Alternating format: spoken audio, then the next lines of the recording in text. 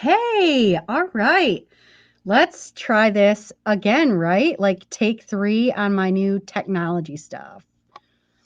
All right. Anyway, hey, I'm excited. I'm excited. It appears to be working, and hopefully we'll be able to stop tonight's live just as easily as I just started it. Anyways, hello, hello. I am in here tonight to talk with you about kind of what peace looks like. Part of this is not just about what peace looks like because I'm still talking about moving from outbursts and having outbursts to peace. Outbursts like rage, because yes, I had a rage issue that people in my life didn't even know existed.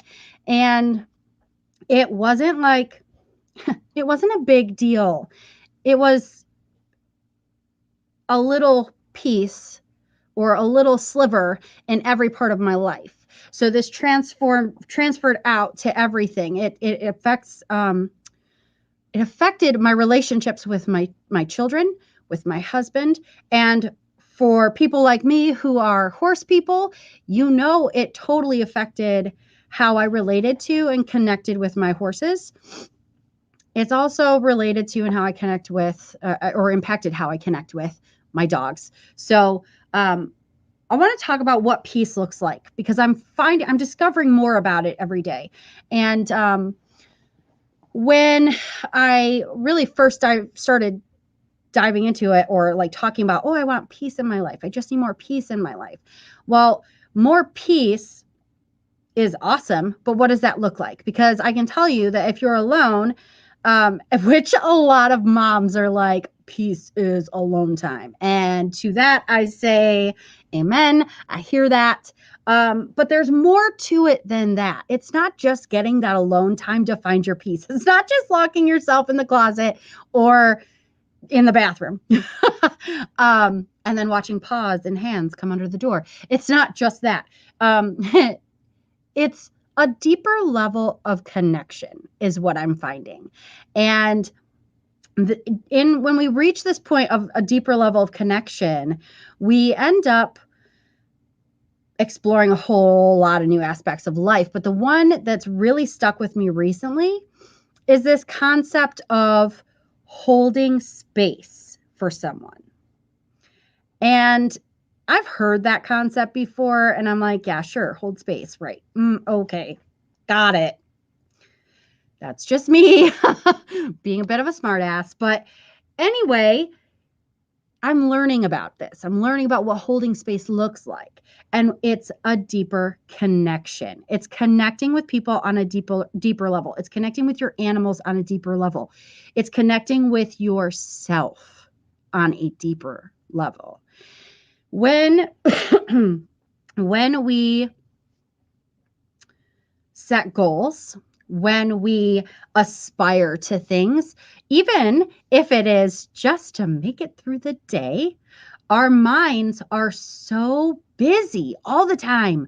Just the next thing, the next thing, the next thing, the next thing. We don't often just take a beat and appreciate where we're at physically, where we're at mentally, where we're at spiritually, the things that we've accomplished, whether they were huge or minuscule. We're not taking the time to really look at that. We're not taking the time to acknowledge any of it.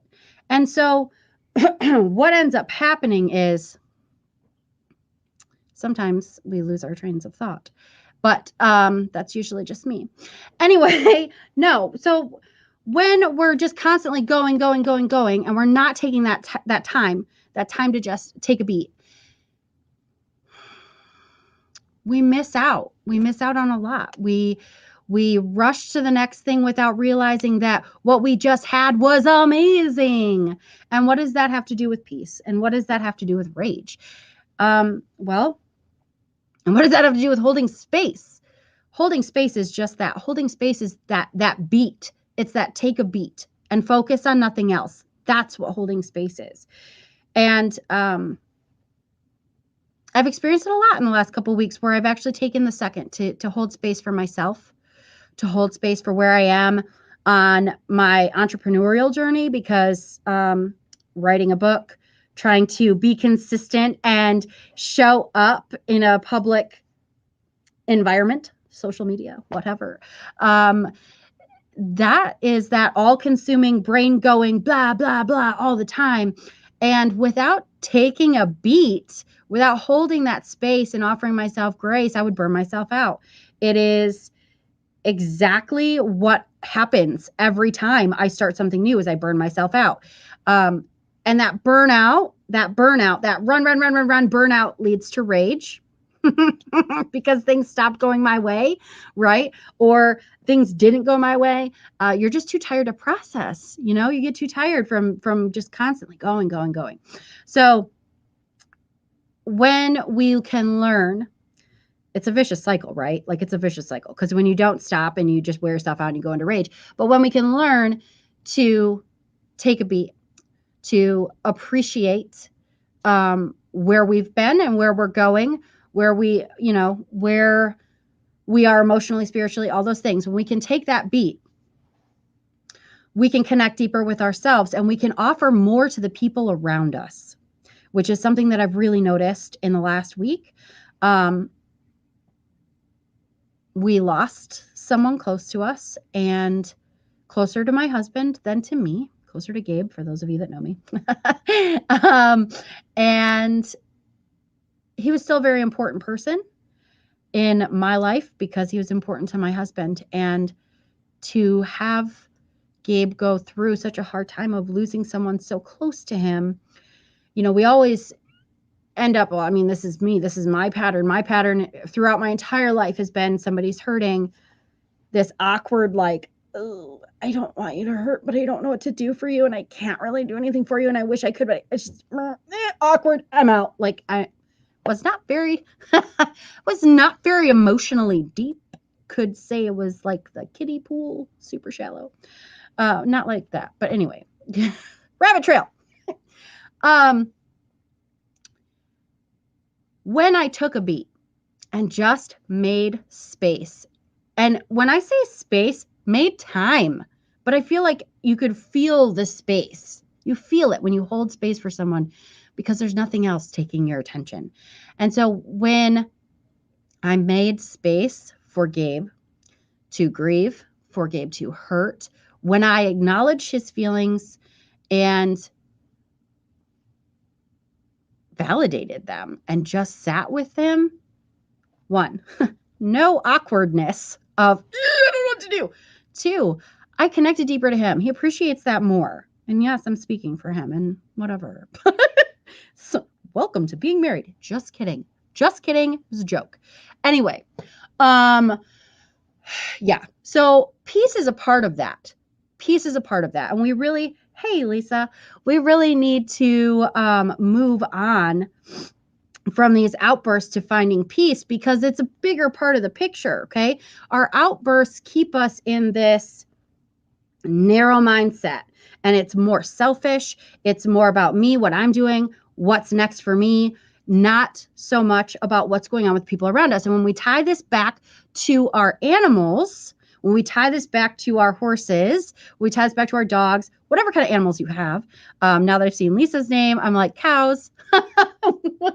Now that we tie this back to them, we have to be more on that peace level to communicate clearly to them, to have any kind of relationship with them, and to get anything accomplished with them. And we need to step out of our usness, okay? We need to step out of that selfish zone in order to be able to communicate with them. Because when we don't open ourselves up to how the animals are feeling, to how the animals thinking, to what they have been through, where they have been, and where they are going, when we don't shift that thought process from ourselves to the animal, we're missing out, because we've lost that connection. And I don't know about you, but I am here for that connection, right? Like, working with whatever animal it is that you choose to work with, you are responsible for the emotional connection between the two of you. You are responsible for being open enough to let them trust you. That's your responsibility because you're the higher being, because you're the one with the conscious mind. You can do that. Is it always easy? No. It's not always easy to put your own self aside, right? So that's my mini rant for now. I just want to let y'all know that this is important, that finding peace is going to look different to everybody. But I find that when we talk about what is peace to you, we talk about it on this very surface level, this very high surface level, and it's alone time and bubble baths, beaches with drinks and cute little umbrellas. That's peace. Okay. Sunshine and horse time. We find peace like that, but it's deeper than that. Peace is deeper than that. Peace is deeper rooted than that. You can you can join our Outburst to Peace adventure in my Facebook group. It is called Heart-Centered and Intentional Horsewomen on Facebook. I will have links if it's not. I think I already linked it. Who even knows what I've done and what I haven't at this point?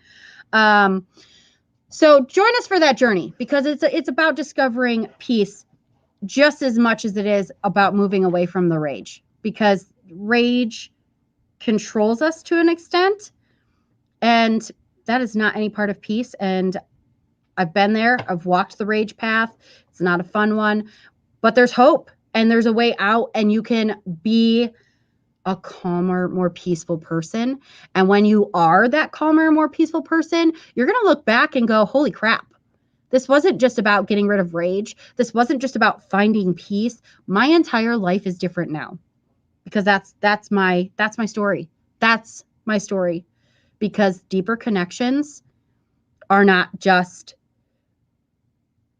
a surface level thing. Deeper connections, what life is about, you guys. Connecting with each other, connecting with every being is what life's about. And I feel like that connection has brought more color into my life, more vibrancy. And that's what everybody's after, in my opinion. And if you're not after that, that's cool too. You don't have to join us. Psh, what ups? Anyway, I'm going to wrap this up. Let's get out of here. Thank you guys so much for listening to me ramble. Thank you, Lisa. It's nice seeing your face. And I will talk to y'all later. Oh, maybe. Let's actually end this one tonight, huh?